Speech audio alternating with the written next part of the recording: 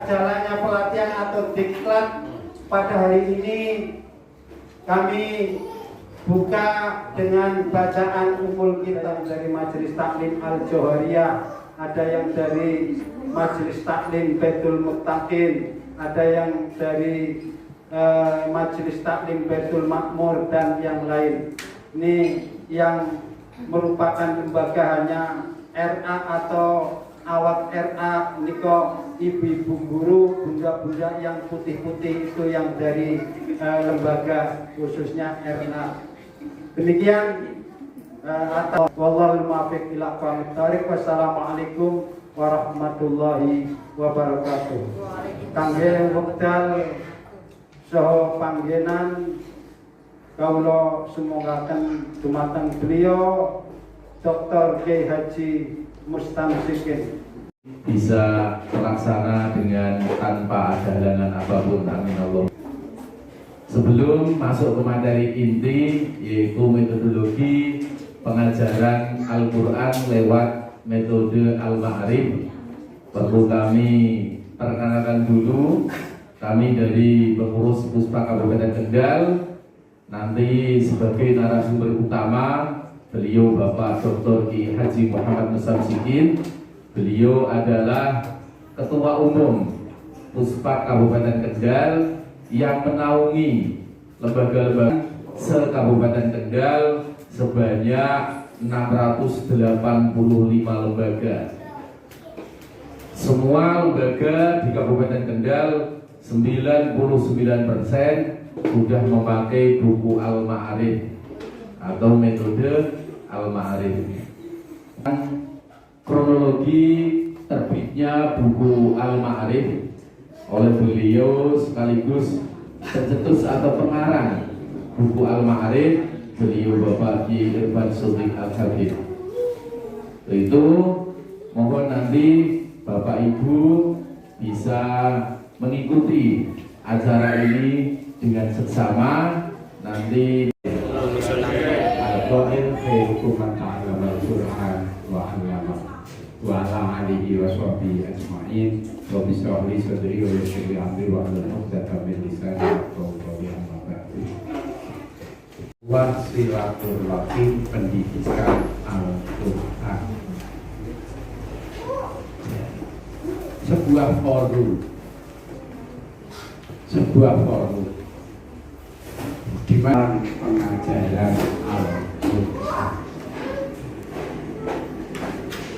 Dan alhamdulillah kita semua dulu juga menggunakan metode qiraat. Hasil karya Kiai Haji Dahlan Sarkasi. Lewat perkembangan zaman maka muncul metode-metode. Saya menemukan metode baca Al-Quran itu sampai 50 lebih. Ketika saya nulis tesis untuk menyelesaikan S2, saya hanya mengambil sebuah judul penelitian adalah tentang pembelajaran di taman pendidikan Al-Quran dengan menggunakan metode-metode yang saya temukan begitu luar biasa. Saya tidak mengatakan metode ini paling bagus, enggak. Kalau orang kampanye, silahkan ngapi-ngapi dewi sakti, tapi ojo ngolok-ngolok kampanye. Itu prinsip.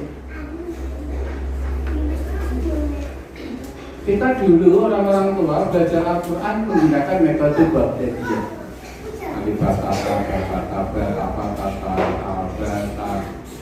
Begitu enggak?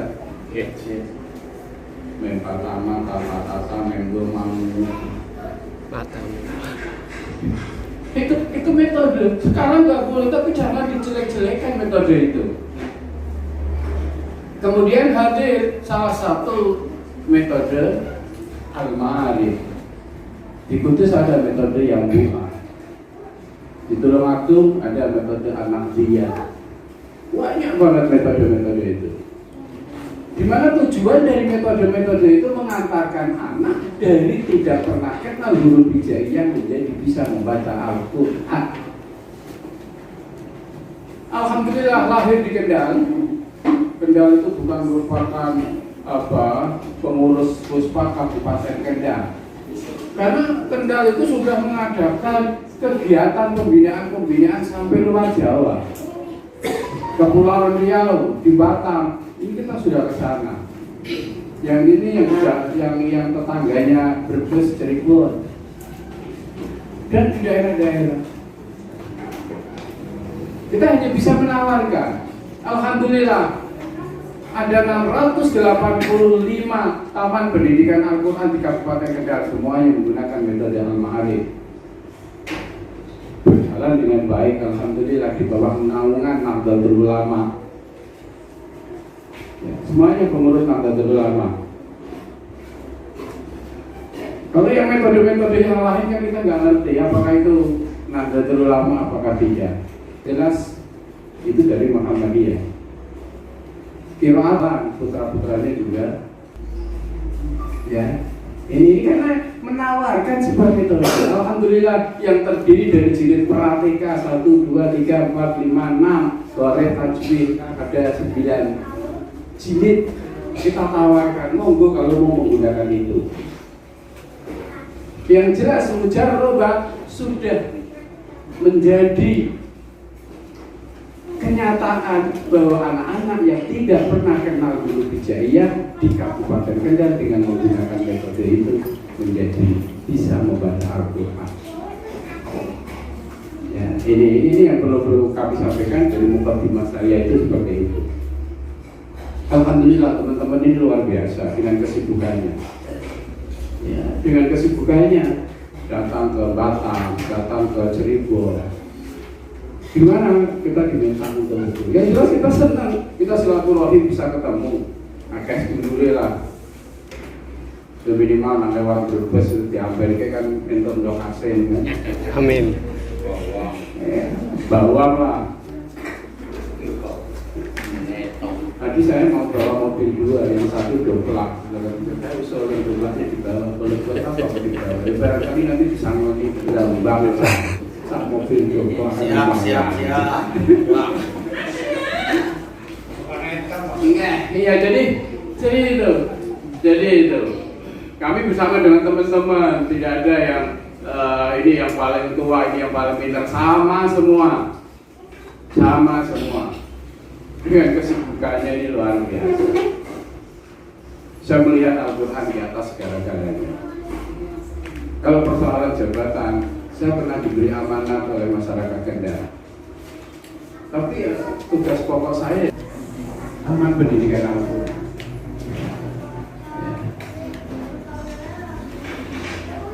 Saya formal jam 7 ngantor, jam 4 pulang. Karena ketika itu tahun 2010 saya diberi amanah menjadi wakil bupati. Tapi pekerjaan saya ketika ditanya pekerjaan saya apa? Ngurusi TPQ, ngurusi Puspa. Nah ini. Nah di dalam Puspa ini kita jangan sampai tertinggal. Wes pokoknya ini jangan menentang perubahan. Kita inovatif, ya. Jangan merubah, kita tidak menerima perubahan, kita akan ketinggalan. Ada sebuah metode dari yang tidak pernah kenal huruf hijaiyah dalam waktu 8 jam bisa membaca ayat-ayat Al-Quran. Ini luar biasa. Tapi dari itu semua itu kuncinya ada pada guru. Ada beberapa anak silutarbiyah. Orang itu kan harus ditata toh. Nanti saya akan kalau ini dilaksanakan hanya beberapa jam, nggak apa-apa lah. Yang jelas ini kita kenal dulu level penting lah.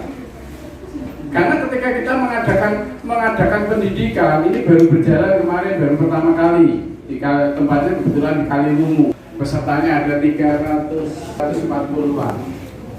Luar biasa. Ini yang di daerah kecamatan yang sebelahnya minta segera dibuka. Saya minta ini konsentrasi dulu. Biar ini kira-kira separuh selesai, baru kita buka yang satunya. Setiap kita membuka pendidikan itu, pesertanya itu di atas 300. Oh ini luar biasa. Orangnya tua-tua, bahkan bareng antara baik kalau putune melu bareng pegi-pegi. Ini kalau ini saya lihat kan masih muda-muda semua. Di sana kemarin yang terakhir ketika ada wisuda PGPG itu, umurnya berapa? 69 mengikuti wisuda PGPG. Karena cara wis dari mati ini loh. Tapi cek gelem-gelem nih itu. Ya, itu cek gelem-gelem. Jadi ada dua hal. Yang satu itu namanya metode, yang kedua itu namanya metodologi. Metode itu modulnya, seperti dalam buku ini namanya metode, buku ini namanya modul. Kita tawarkan itu. Ya. Kemudian yang kedua, ini tadi sudah difoto ya. Enggak, maksud saya itu kalau sudah difoto, saya mau ngelepas ini. Saya ini paling tidak bisa pakai lengan panjang. Saya dikritik biasa. Kebetulan saya menjadi mudir Gatman Jamia di Tarik Al-Mutabarah Lahdiyah. Anggotanya Kiai Sepuh. Usulnya apa? Usul. Ada apa Kiai?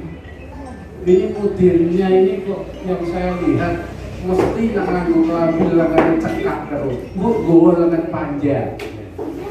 Mungkin ya insya Allah. Jadi kalau di Kendal itu hanya persoalan lengan aja dimasalahkan. Tapi saya kalau pas acara formalnya, pas saya acara sambutan, saya pakai jas, putih. Metode itu apa? Metode itu modul. Buku pegangan. Namanya apa? Al-Ma'arif. Kemudian cara menyampaikan kepada anak-anak ini namanya metodologi. Ya. Ini mestinya itu kalau saya itu kalau tidak mencintai Al-Quran itu tidak mungkin saya itu ya Allah diurusikan anak kecil itu. Kebetulan di rumah ada TPQ, saya juga ngajar TPQ. Ngajar TPQ kalau pas ada guru yang tidak masuk, saya ngajar. Karena sesuatu itu kalau apa kita mencintai tidak ada rasa malu, isin, tak benci, tidak. Saya laksanakan itu dulu. Ya, ini saya lakukan. Nah, ini perlu diketahui ada yang namanya metodologi, cara menyampaikan. Ini adalah salah satu daripada anasir tarbiyah, salah satu daripada unsur pendidikan yang namanya metodologi. Jadi ada beberapa komponen, ada beberapa unsur-unsur pendidikan, ada beberapa anasir untuk mendapatkan sebuah tujuan, untuk keberhasilan sebuah tujuan itu. Dari anasir tarbiyah, dari unsur-unsur pendidikan yang macam-macam itu akan menuju kepada maqasidut tarbiyah, pada tujuan pendidikan.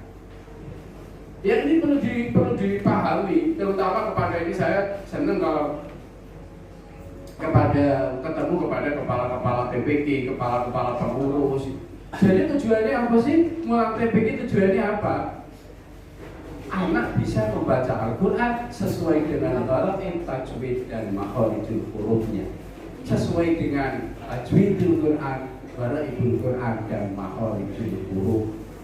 Kalau anak dites bisa melaksanakan itu semua, oh berarti tujuan daripada pendidikan Al-Quran ini adalah berhasil. Ya, awas ini perlu dipahami ini. Anasirnya apa? Unsurnya apa? Ini perlu diketahui. Salah satu daripada unsur pendidikan itu, unsur tarbiyah itu adalah metodologi. Kalau ada sebuah metode, kalau ada sebuah modul, tapi disampaikan dengan cara yang salah, maka mereka tidak akan bisa menerima. Ya, harus disampaikan secara benar. Jangan sampai salah, apalagi yang mengajar prateka, di mana awal sekali pengenalan terhadap makharijul huruf. Kalau ini salah, maka selamanya akan salah. Ini namanya metodologi, cara menyampaikan. Ini akan diajarkan bagaimana cara mengajar prateka dengan modul yang seperti ini.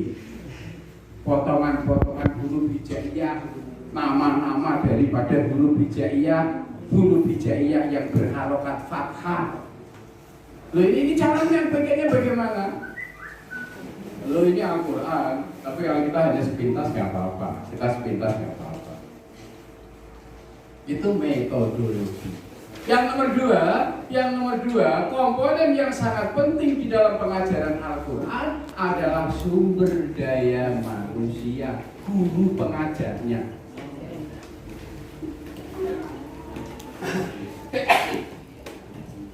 Guru pengajarnya. Kalau guru pengajarnya di mana SDM-nya pas-pasan, udahlah pasti lama. Saya tahu yang mengajar Al-Quran ahli di dalam qiraatul Quran, bahkan sampai pada qiraat sab'ah. Akan tetapi ketika guru itu tidak mengetahui bagaimana cara mentransfer ilmu dari dirinya kepada murid-murid, maka juga tidak akan mudah berhasil dengan cepat. Satu metodologi, dua guru pengajarnya. Bertajwid hukumnya fardu ain, mengetahui ilmu tajwid hukumnya fardu kifayah. Inna a'tainakal kautsar. Ketika gunnah maka dibaca dulu inna. Nggak usah dikenalkan, ini bacaan gunnah, setiap non bertajwid gunnah itu nanti urusannya. Tapi bagaimana anak membaca gunnah itu dengan benar? Loh ini yang menjadi perhatian kita ini. Maka guru pengajarnya harus digembleng. Kalau di Kendal minimal ada 12 jam, 12 hari kali 2, masing-masing satu hari ada dua session, berarti 24 pertemuan. Kalau di sini moga-moga lah dengan satu pertemuan tapi semuanya bisa paham semua. Satu pertemuan saja Bapak ini. Berasa tekan 4 pertemuan. Suwen. Ya. Ya, bisa memenuhi ragate akeh. Kangelan nongkrong senek ya. Tapi memang kalau kita memang pengen ngerti itu ya memang harus ada ragate. Anak-anak kecil semuanya hafal. Alawat tangan secara luas, anak-anak perhatikan anak-anak.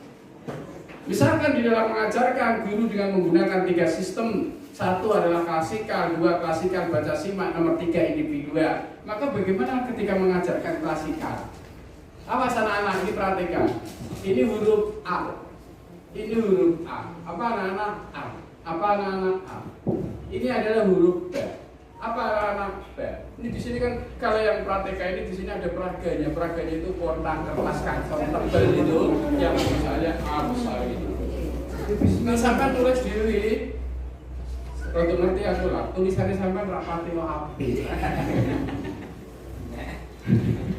Orangnya jajal mau dipraktekin begitu oke. Karena dulu tidak pernah belajar tentang tahsinul khat. Sabitu Turida Turidut, pengenalan huruf yang dirangkai. Tapi kalau fathah kasroh dhammah kan sudah dikenalkan pada jilid 1. Nah ini jilid 2 rangkaian huruf. Coba ditambah halaman lagi. Di depan itu aslinya yang begitu ya. Ada dhammah tanwin. Dan syahidan khorijan itu kan panjang-panjangnya sudah dikenalkan pada sebelumnya. Hurujan ini hukumnya sama dengan fathah diikuti a. Karena anak kalau tidak diberitahu nanti kan belum bisa. Di dalam kalimat saja, sholata itu kebanyakan pakai mun.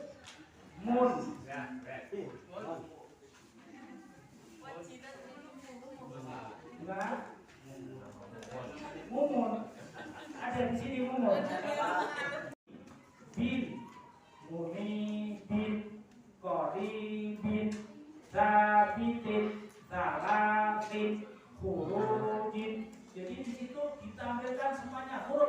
berharokat kasroh tanwin. Intinya mengenalkan harokat kasroh tanwin. Nah, hurufnya macam-macam. Zahidan, zuhudan, dakhiron, duhuron, dan seterusnya. Lanjut. Tauna tidak boleh dipanjangkan. Boleh dipanjangkan nanti kalau sudah keterangan tampil apabila wakof. Kalau tidak wakof tidak boleh dipanjangkan. Yaina sampai pada waina, yaina terakhir.